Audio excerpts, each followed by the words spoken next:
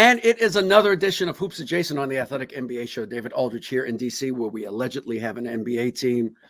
Marcus is in the Bay, and our guest who saw that bloodletting in Philly last night. I'm in her old stomping grounds. You know what I'm saying? I'm where she deserted. She went for the Bucks. I am not mad at her. She went for the title. Good for her. She went for all of it, and I respect that. Thank you for the work. Went for the work, Marcus. I love it. Hey, you earned it. So I'm glad. I'm a Philly fan anyway, so it's great to hear you. It's perfect. Perfect setup. I can't believe we haven't had Kate on before now. This is really bad on my part. This is a total whiff on my part. This is what we do. You know, exactly. And Marcus represent the Bay at all times. You feel me? I mean, and apparently enough people canceled today that I finally got a call. So. Nobody canceled. There was zero cancellations. Only 4 cancellations, Kate. Don't feel bad. I thought maybe it was 5 or 6. Wow. All right. So, Kate, you are much too young to have seen Back to the Future when it first came out. You were like 1, I think. But has anybody ever said Kate Scott to you in Doc Brown's voice? A few hundred times, maybe a few thousand times. But I love it. I love it every time. That's what I think about when I see you all the time. I just want to say Kate Scott. And also a great movie. It was a great movie. So the fact that people make that connection, I'm still waiting for those kicks though. I would the ones that self-closed. Didn't they come out with those a couple of years ago? Maybe I can try to work my way into it. They're like 40,000. They're like 20. They're like $40,000. Yeah. Is that right? The Nike Air Mag, I think that's what they're called. Yeah. They're like a collector's item. They're not actually. Okay, well, it's going to take me a few more years. But yes. Dude, that movie is like that's my childhood. That's like childhood's not. That's my young adulthood. That's when I first started to realize I remember being in college when that movie came out, and it was like, man, this is great. It's the best time of my life. I showed it to my daughter. I was like, this is a must watch. You got to watch it. She was so bored to death. I was like, come on, man. This is like generational classic. How are you not feeling this? How is this not the greatest thing ever? She was like, yo, do I have to keep watching? I mean, she probably was too young at 11, but still, it was like, come on, man. I was watching it at 11. Marty McFly? Come on, man. She was too young. Not feeling it.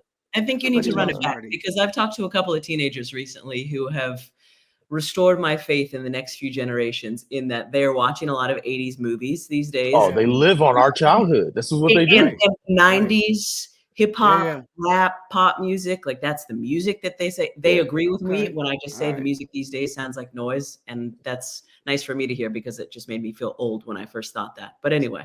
I can't rock with I think the problem was I recommended it. I think that was the problem. Yeah, well, that was it. For sure. Well, I'm glad. Hey, can I ask you a question? Yeah, go ahead. Can I ask you a question, Kate? You know, we used to be Oakland homies before you abandoned us for finer pastures, right? And I don't know if our listeners at Hoops Adjacent know, but Kate is like a Bay Area legend out here. She's an icon, and I always wondered. And I'm not just saying this to gas you, because you did abandon my city. But well, there's not like she's the first. Hold on. But Marcus knows this better than anyone. Marcus, didn't I work literally every position for every team in my 20s in the Bay? I had all resources, like you did it all, everything. So I was curious, how was it as easy as it sounds to transition to like a new market, new team, and new voice? Like you. I'm listening to this as like, you know, yo, why does it sound like you did it for Iverson and Aaron McKee and them? Oh my gosh, you are totally gassing me up right now, and I will take all of it. I appreciate all of it. He's being nice because he was a few minutes late to the recording, and I appreciate you for that. I'm not. No, seriously though. I'm telling you, I've been a Philly fan since Iverson. I'm like super into Philly. I've always followed Philly. I'm still waiting on Philly to get a championship. Like it's coming. I love needling my cousin whenever they lose because he lives in Philly. Oh, so like listening, I was like, hey yo, look at my homie out here. Like you really sound like you know what you was talking about. You like you knew Philly, like you were part of Philly. That was a crazy transition. I was wondering what went into that. Thank you for saying that, because no, it was anything but easy. I mean, you guys know, and I'm sure most of your listeners, taking over for Mark Zumoff, a legend, born and raised in Philly. Like he was as Philly as they get. Born in North Philly, went to Temple, which is one of the 50 universities we have here in Philly. Right. Then was like sideline pre and post game before he was play by play. So he'd worked for the team for 40 years. And then all of a sudden, here comes this gay chick from California, like, what's up, Philly? Come on. West Side. Hey, but they ain't know you was already town affiliated. You was already, you know what I'm saying? You was adopted into town, so you was all good. They didn't know what they was getting. He's like, hey, what's going on? But I think the reason, and I'm sure there's still plenty of people who want me to go back to California, but it has been a visible and wonderful shift that I've felt from a large portion of the fan base who the first 6 months were very vocal in telling me to get the hell out of their city. But I knew that was going to be anybody who replaced Mark. But the shift since then has been really cool, that I just try to be, as I think my answer a few moments ago just showed to the people who don't know me, I just try to be myself as much as I can, honest and vulnerable. And I think, and Marcus, you can attest to this maybe, like, I feel like there was a lot of Philly in me, and I just didn't know that. Like, people saw it as Oakland and Bay. You guys know it's been really hard for me to get every step in my career, let alone to here. So anytime people came at me, I was like, yeah, let's go. And people here in Philly have started to see that as, oh, she's got Philly in her. We like that. She's got some fight. She's got some grit. Yeah, that's right. Philly always likes. They always like the guys and the women that come back at them. Yeah, and I mean, I grew up in a very blue collar town in the middle of California. I didn't grow up in the Bay, and I think I didn't tell anyone, like, you all have to accept me. I think that could have been the worst thing that I did. I just knew I'm going to be me. I'm going to do the work. I know I'm going to get better and better each and every game. I'm going to keep doing podcasts, keep being myself, keep letting the fans see me and get to know me on their own time, on their own terms. Hopefully they come around, but if they don't, I will have done everything I can without telling them, like, you need to accept me. Because we know, like we were just talking about with your daughter, you need to like this movie. Yeah, screw you, Dad. I'm not going to like this movie. No, it was anything but easy. I love being here, and it feels like in some weird way, I was meant to end up here at this point in my life. So I love it. Can I ask you what it's like to do traffic? Because that to me is like, that's like the worst job you could possibly have and still be in the industry. You know Look at David diving into the Kate Scott archives. I just wonder Especially like the MacArthur maze, you know what I'm saying? And you know, so David's bringing this up because my first job after I graduated from the prestigious UC Berkeley with a degree in communications, thinking I'm the next Aaron Andrews, like I'm going to be on ESPN at 22. I was a radio traffic producer. I wasn't even on air for the first couple of years, David. I was on the phone with Highway Patrol, like learning codes that I was never going to need again in my life. But it was, at this point, I've worked so many jobs for so many companies.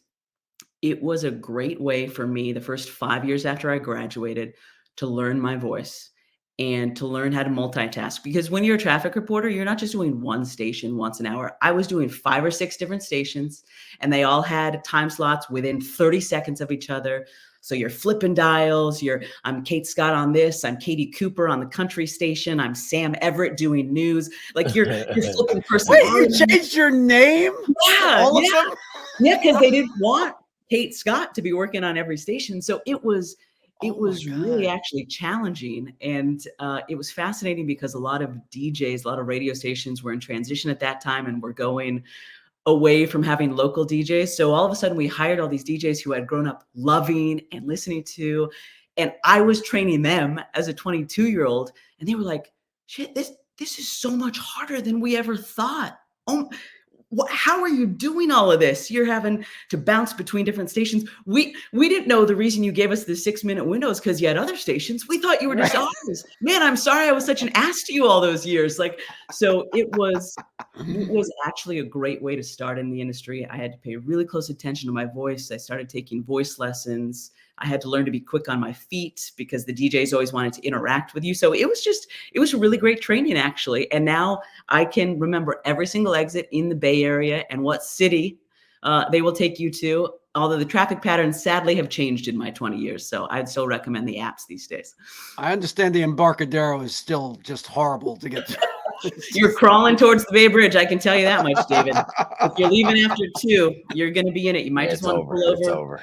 Go to Perry's, have a beer. You don't get through it. You survive it. Yeah. All right. So we got to talk to you about your squad, your 76ers. As I texted you this morning, I'm glad they scrimmaged last night, okay, against the Wizards. Oh, man. That was rough, David. Oh, my God. They are awful. On the other hand, they still didn't give up a $155 like your Pacers did. Wow. How do you give up a $155 in 48 minutes? That doesn't Hey, shout out to the Pacers for going to get that back, though. They went and got 150. You know what I'm saying? Like, that's how you bounce back, baby. Are we getting the 175 this year in the NBA? Absolutely. Are we going to see that? Absolutely. Yes. Absolutely. Is it going to these scores are so far? Oh, my God. This is insane.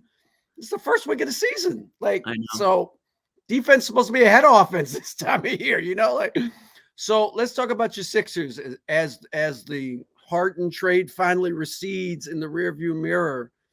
Man, I actually think Morey did a good job salvaging it, considering he didn't have a lot of leverage. Yeah. But you're still left with questions, I think it's fair to say. The roster's deeper, but that doesn't always mean better.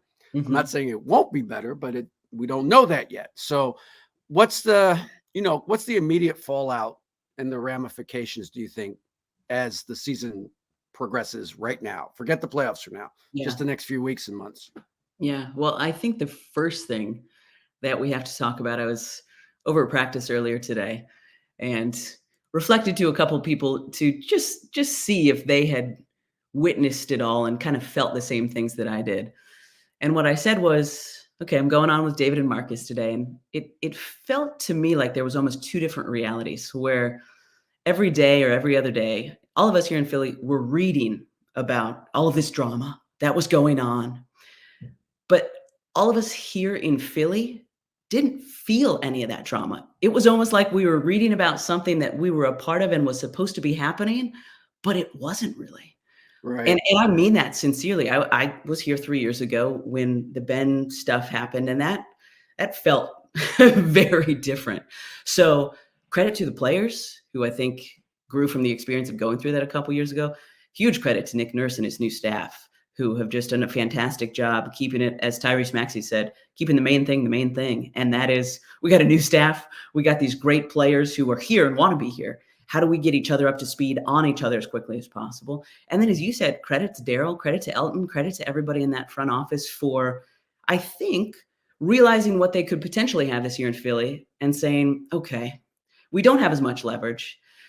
It'd probably be better if we waited to get better things or players, but I think we need to turn this page right now and just give these guys as long of a runway to get going as possible. And like you said, I mean, while Al and I were calling the game last night, Nick Batum made his debut for the Sixers. Rocco, Robert Covington back here in Philly. Marcus Morris, I've always been a huge fan of his. He's obviously from Philly. And then KJ Martin. I love the pieces we got.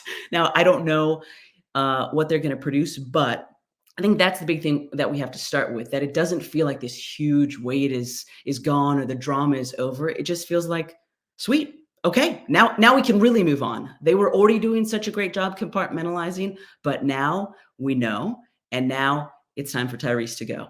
It's time for Joel to go. Tobias has more space to grow this year. And then, like you said, we have all this depth. Kelly Oubre Jr.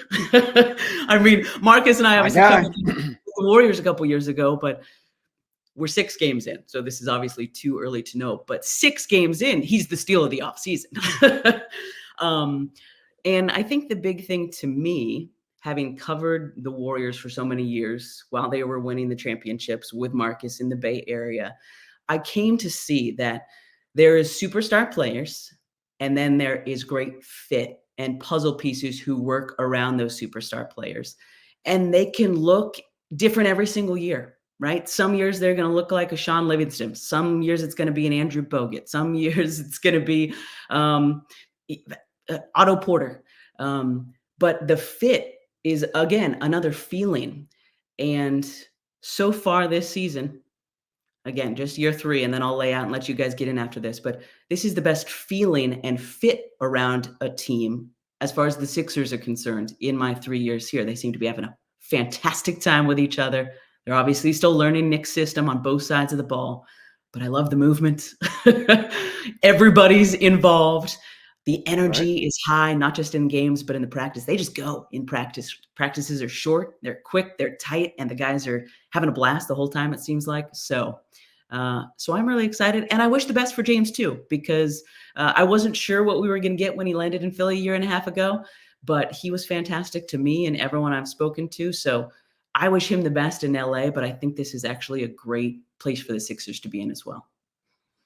Well, one of the reasons I think so, this is my outside perspective, it feels like the players those complimentary players are mature, they're veterans, they've been through some things. It kind of helps. And to me, like the star of that, I'm not falling for the Kelly Oubre banana in the tailpipe yet. He already got me once. I know. I agree. He looks incredible. I'm not either. Like, but to me, like one of the player who kind of embodies that is DeAnthony Melton. I thought he was a huge piece. I can't believe Memphis gave up on him back in the day. But and he's obviously not shooting the ball great, but you know what Philly has always needed is to not sacrifice offense for defense or vice versa. How critical is a guy who can go out there, guard, make some shots, create some stuff off the dribble? You might get a little bit over his head sometimes, but he feels like the perfect middle between the star and the back of the bench. Oh, it's like you guys know basketball. I'm so glad you brought up D-Mel because I was just talking about him this morning too. I mean, not only is he one of my favorite dudes on the team because just such a light about him. And he is that glue guy with way more talent than a glue guy usually has. He truly does not care about individual accolades. If he scores 33 like he did against the Lakers last year, goes off for a career high, great. If he scores 2 points, has 2 blocks, 3 steals, but he shuts down the other 2 best dudes on the other team, he's happy. Like, he does not care about any of that. He wants to play basketball. He loves basketball. He's really good friends with Tyrese Maxey. He fits so well. And on the note that you were just saying about the offense, like, I loved PJ Tucker. I'm sad that he was a part of that trade. He's such a fun, great dude. But his offense now isn't what it was even 4 or 5 years ago, right? So guys could sag off and challenge him to shoot that 3. Look at the Sixers starting 5 right now. And I don't know if it's going to look like this even next week, but Joel Embiid, Tyrese Maxey, Tobias Harris. Okay, I'm probably not letting any of those guys shoot. So who are the other 2 dudes on the floor? Well, Kelly Oubre, who's off to a scorching hot start. Granted, we don't know if that stays. Okay, let's not guard DeAnthony Melton. Well, they didn't do that last night because DeAnthony hasn't been playing that well. Well, he dropped 14 in the first half and was 4 of 5 from 3. So, like, where's the missing piece in the starting lineup? It doesn't exist anymore. So I'm right there with you, Marcus. I think he is a perfect fit. I thought that was the steal of the draft 2 years ago when Morey flipped a pick and Danny Green to Memphis. I had no idea what they were thinking, but I said, thank you very much. And I hope that he's here for a really long time because he is willing to do whatever. If you need me to shoot more and score more tonight, I will do that. If you need me to not get anything on the stat sheet, but just do my best to frustrate and shut down a couple of the dudes on the other team. Okay. His assist numbers are up. He's averaging a career high in assists so far through, again, just 6 games. But so he knows, okay, I'm going to get other guys involved. My shot isn't falling. I'm going to do whatever I can to help Joel and Tyrese keep going. So yeah, he is a huge piece of this puzzle if it continues to fit together and look as good as it has through these first 6 games.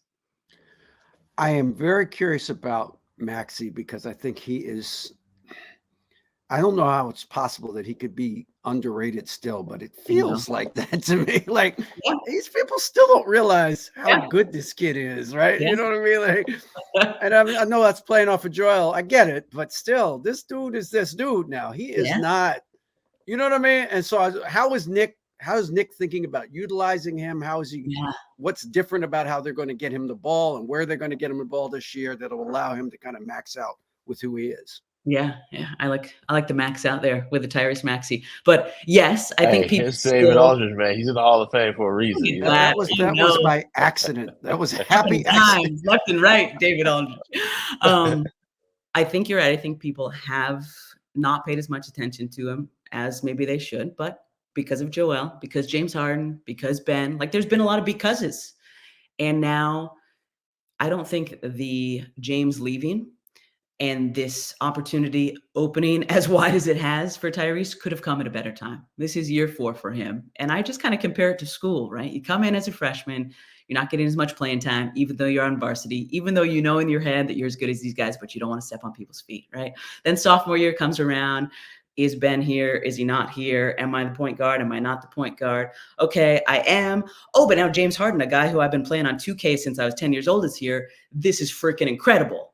Okay, now how do I manage this situation? I don't want to step on toes. And now James is gone. Tyrese, go. This is your team, Tyrese, go. So he's the senior now. He has a chance to be the varsity star. And he trained all off season knowing that this was probably going to happen. He and Joel spent a lot of time training together this off season. And it's been really cool, again, very early in the relationship to watch Tyrese and Nick Nurse and the rest of the coaches on Nick's staff challenge Tyrese and then step back and kind of watch him do his thing, right? Not give him all the answers. Say, we trust you and we have the confidence in you. We want to see what answer you come up with in this situation. And his dad, Tyrone, was a point guard at Washington State back in the day. And Tyrese has said that was how his dad trained him. He would give him some of the answers, but not all of them, because he wanted him to think on his own like he's going to have to during games. So I think that the opportunity presenting itself this season with the space that James' departure has created, I think with Nick Nurse coming in and the kind of coach he is, granted, he was a point guard way back in the day, but when you're a point guard, you're always a point guard, regardless of what school or team you played for. And I think Tyrese has the confidence. He now knows that he has Joel's respect. He has stood up to Joel at a couple of practices, which has been great for me to see, because that shows me, okay, he knows that he's ready to lead. And Joel freaking loves the kid. That's another thing.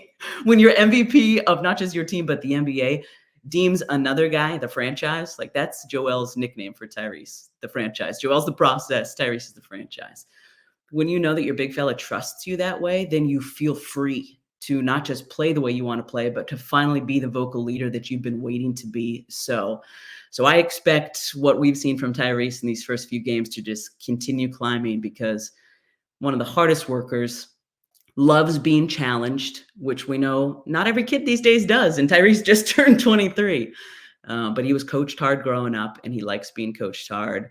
He loves the guys who are playing around him. And as we've mentioned already, there's so many great veterans around him now. Like Pat Bev. I told Pat the first time I met him on media day, dude, I hated you at every stop you've been at, but I'm so freaking happy you're a Sixer. I feel like you're going to fit. You probably love that too. Yeah. He just started cracking up, right? He's like, I'm always that guy. But Tobias is a veteran. Tobias is 31, and Batum, Covington. I mean, there's so many guys now who, as you said, have been through it, who they just want to win at this point, and they're uber professional about how they go about their business on and off the court. So I'm excited to see how all of that helps Tyrese just take it to another level this year. I mean, his usage rate is stupid low. Like, it's stupid low. Like, he's got, all due respect, his usage rate is lower than Franz Wagner's usage rate. Oh, wow. That just shouldn't be. Wow. Well, and that's why Nick, I mean, that was the thing. Tyrese has already gone off I was blown away by this. So he has 3 double-doubles in our first 6 games. 2 of those are the back-to-back point assist double-doubles. He set a career high in assists last night, thanks in part to Joel going off for 48. But he now has 4 double-doubles in his career. 3 of them have come this year. And after games, Nick Nurse has said, yeah, I've told Tyrese I want him to be 25% more aggressive. Like, he's deferring too much. I want him to keep going, because all of us who've even seen a quarter of him play, he has unmatched speed, unmatched change of pace, but he does it in such a freaky way that he's under control. Like he will blow past you and then almost Matrix-esque stop all of his momentum. I'm sure there's a newer movie that I should be referring to, but that's the one that all of us old heads remember. That's the best one. That's the best one. No, everybody understands what you're saying. Just Neo to the hoop, and then time stands still, and he lays it up and in. Right? We see plenty of. I could go fast, and then I'd throw the ball off the backboard, and it would bounce all the way back to midcourt. But Tyrese just has such great body control. So yeah, I don't know how I got on that, but I obviously love the kid. So. You love the Matrix. That's because you're a real G. Cool. I'm curious. Joel is probably top 5 most looking like he's hurt on the court. Like as the broadcaster, does he still get you? Are you still like, oh my, is he all right? He's out for the year. Oh no, he's walking off. He's good. Like every time I watch him, he's gonna shoot too. Or is he like now? Is he the boy who cried wolf now? You're like, man, get up. You ain't hurt. Like, cut it out. He does. Our big fella does have a little bit of a flair for the dramatic, I will say. And it did there was a learning curve for me in year 1 when, like you said, oh God, he's done for the year. Oh no. He actually has 12 more points in him the next 4 minutes in this quarter. But I thought that's the thing he'll do. He'll do that. He's like, oh, I can't get up. Oh, I'm hurt. Oh, did I make 7 straight? No, but I think there's a little, he loves being a showman, just the same way that Steph loves being a showman in the Bay. Joel loves being a showman. And also we hear this in other sports, I think, more than basketball, but learning how to fall, especially when you are a massive human, giant, yeah.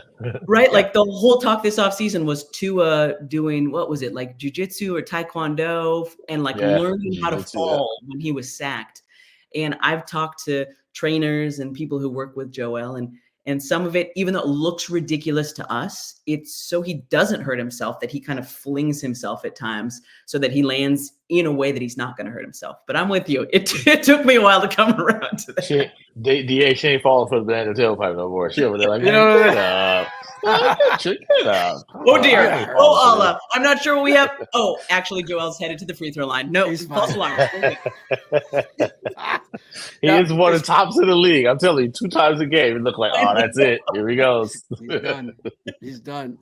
All right. So you mentioned Nurse, and I'm not going to put you on the spot. You're a grown up. You can answer this any way you want. But Nick almost killed Fred VanVleet playing him all the minutes the last couple of years. You gotta slow it down a little bit with my man Maxey or whoever's on the ball, because you can't be playing him 39 minutes a game.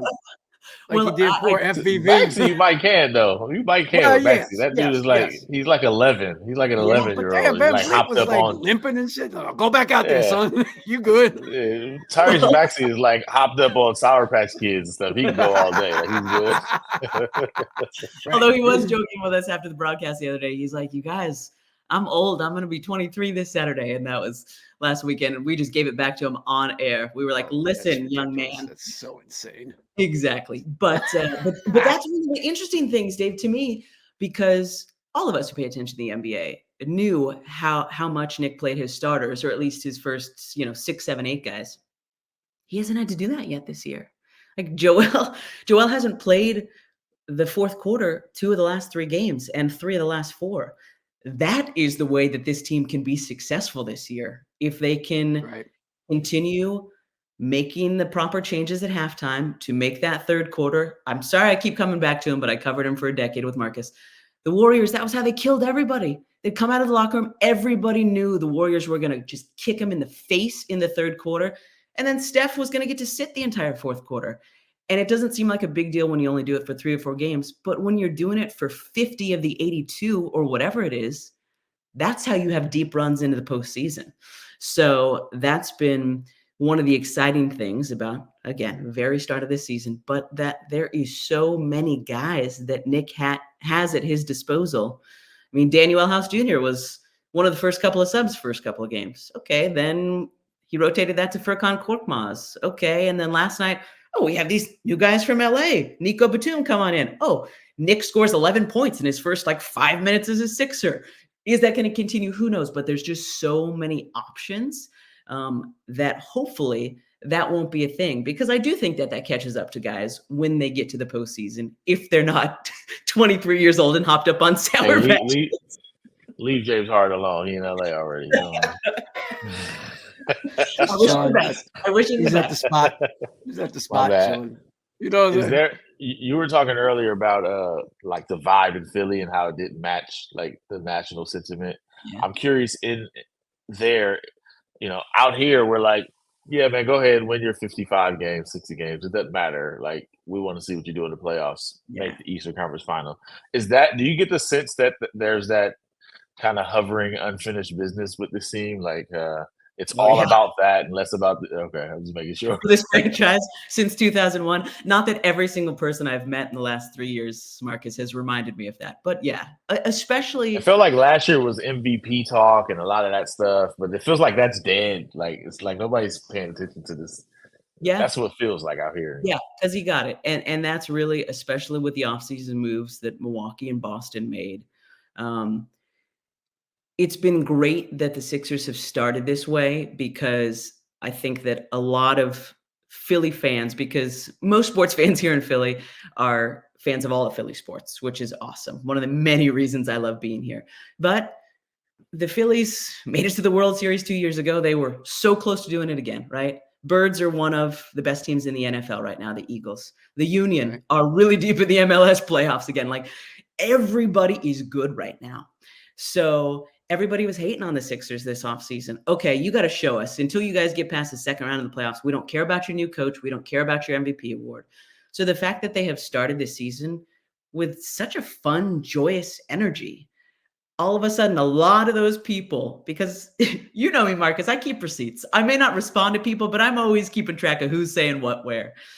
And very quickly, those people have said, damn it, okay, they've hooked me again. I'm in. I love the spirit and energy of this team. I don't know if they can do it, but I'm ready to get my heart broken again, because that is truly what it comes down to.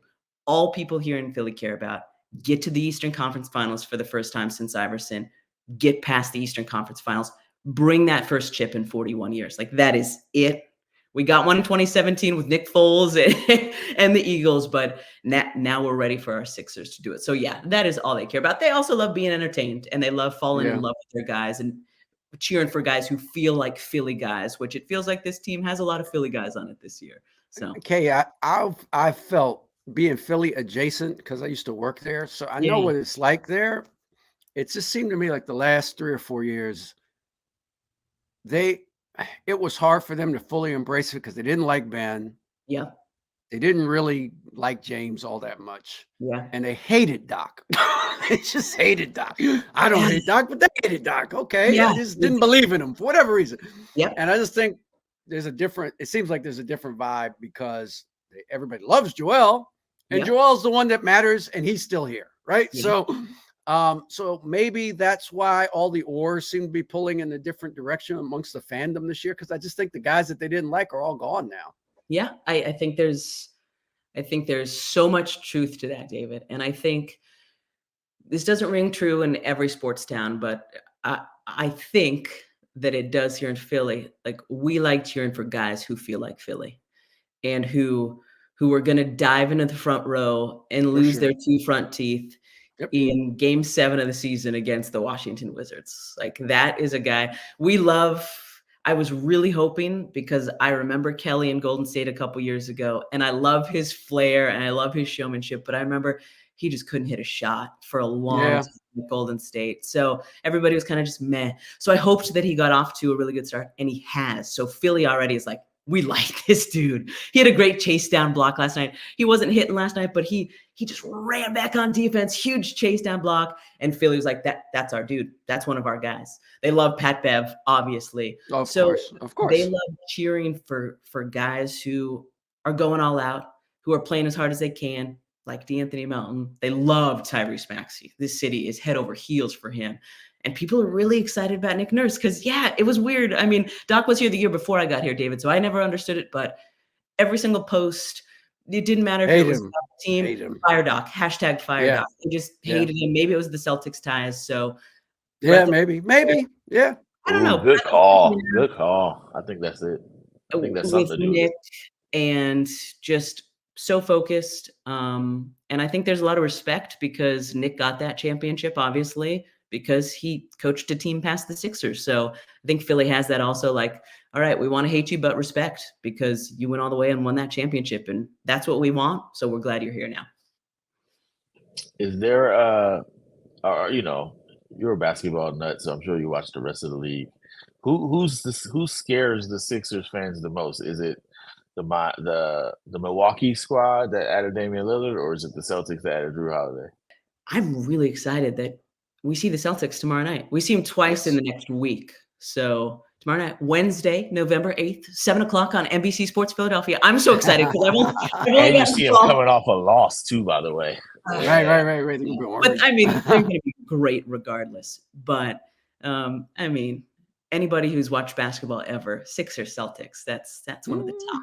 So to get this here and then a week and then get them again here in Philly, unfortunately, that's a national exclusive. But just it feels like a couple of great barometer games early in the season. And Nick and Tobias were asked about that after practice this morning. And this is what I love too. This is Philly. You don't get to beat around the bush. Like Philly wants you to say, yeah, this is a big game. And we're excited about it.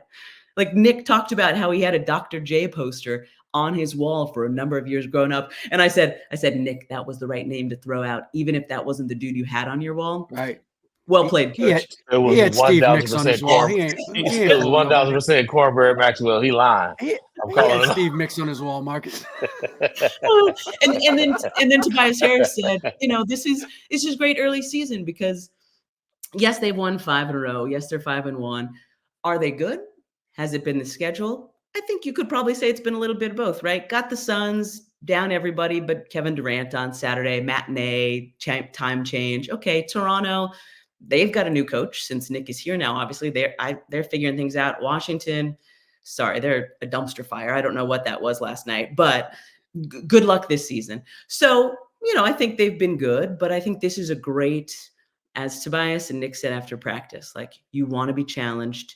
You want to see your attention to detail and your efficiency and your intensity. And when you play a team like the Celtics, who I think we can all agree right now are one of the 3 best teams in the NBA, that gives you a great learning tape. Where do we stack up against them? And also we hate their guts because they knocked us out of the playoffs last year. We've hated them for decades. We freaking hate Boston generations. Here. So let's go.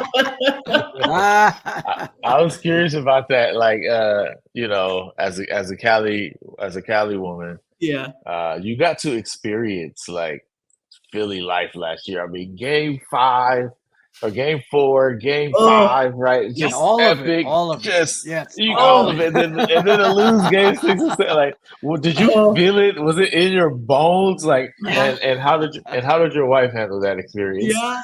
Oh man, wow. That's she loves it. First of all, Marcus, I thought she was gonna divorce me when I got this job because she was Bay Area born and raised, and I was like, yes, I know. That's what I'm saying. The job of a lifetime, moving her to Philly. It's been a great 15 years together, babe. See ya. She loves it out here too because of the passion. She's a huge sports fan too, so just loving the passion.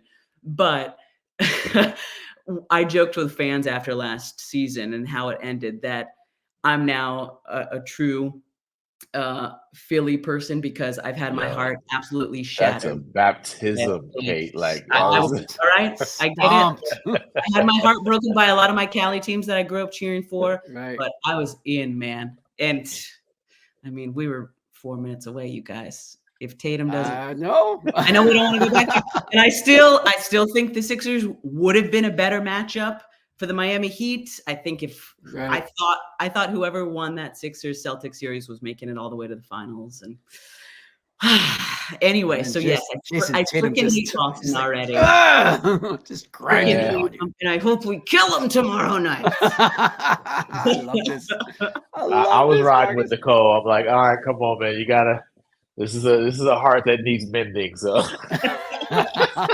no, but to bring it back to what you said, Boston is the team. And again, this is just me. It's not other people, but Milwaukee. I mean, I think Dame is incredible. I think Giannis incredible, but they'll figure it out. Just not right now. I think they will, but I think Drew Holiday was a bigger piece of that team than I think anybody wants to let Yes. on.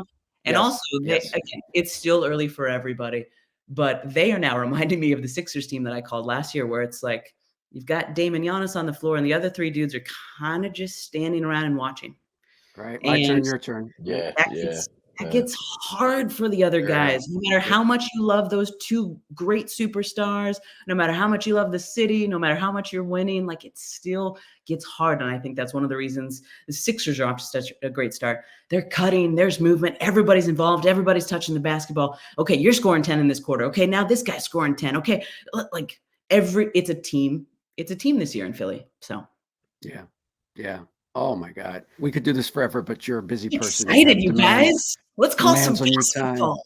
I know. I can't wait. I'm actually going to be there tomorrow night, but you're going to be busy, so I will be there. I'll say hi to you. I'll say hi to you. You can say hi. Marcus, you coming out? You flying out? Marcus, No, I'm good. I'll meet in the Eastern Conference Finals. Why'd you just shut it down like that, Marcus? Just say, no, she wanted to see you. I'm too attached. Wouldn't that be something though, Marcus? Wouldn't that be something? And we've seen it in every sport since the beginning of time. Who's everybody talking about right now? The Bucks and the Celtics. Let them keep talking. It always happens that way. Yep. Let them keep talking. Vibes are great here in Philly. The vibes are great. Love the moves they made in the offseason and the last couple of weeks. So really happy to be here in Philly and excited about this team and looking forward to the next week plus. Two against the Celtics. Got the Hawks, got our first in-season tournament game. How fun were those last week? And I'm not getting paid, unfortunately, by Adam Silver. I was pleasantly surprised. So we're in Detroit on Friday. That's going to be fun. The only thing that's killing me is them courts, man. I gotta I'm gonna go wear Friday. Stunner shades while I'm watching the game. Dude, I think it's worse on TV. It is. It's so hard. Yeah, I know. I'm like, yo, this is killing my eyes here. This is crazy. What are we talking about? Yeah. The only bad press is an obituary. We're talking about the courts. That's right. That's right. Well, that's the end of the press. Yeah. All right, Kate Scott, the fabulous Kate Scott. Thank you for gracing our little show with your big presence. It is awesome to have you. Thanks for having me, guys. Anytime. We'll be back talking to you through the season, I'm sure. And you can rag on Marcus some more, and we love it because he does. Wait, is Piper with you? She's locked out. Okay. She's talking about my rescue pity. I told her, Mom's got to do a pod. You stay quiet out there. You might get a treat. You know what? We don't mind noise. We don't mind animals and children. That's okay. As long as they're clothed. That's all that right. makes one of you. I mind children all the time. Animals, I'm just kidding. Hey, love you both. Thank you for having me on. Much respect. I'll see you soon. Thank you. All right, leave that 5-star review on Apple, Spotify, Google Play, wherever you get this fine American podcast. Marcus, if they can't leave 5 stars, what do you need to do? Keep it to yourself, you haters. We're gonna stick Piper on you. We have Kate stick Piper on you. We're gonna make you do traffic in Minneapolis. Yeah, do traffic in the morning. Yeah, in Atlanta. Traffic in Atlanta. Yeah, you're headed out to Buckhead right now. You better watch out. There's a dead deer in this thing. That's it. We're out. Go Sixers. Peace out.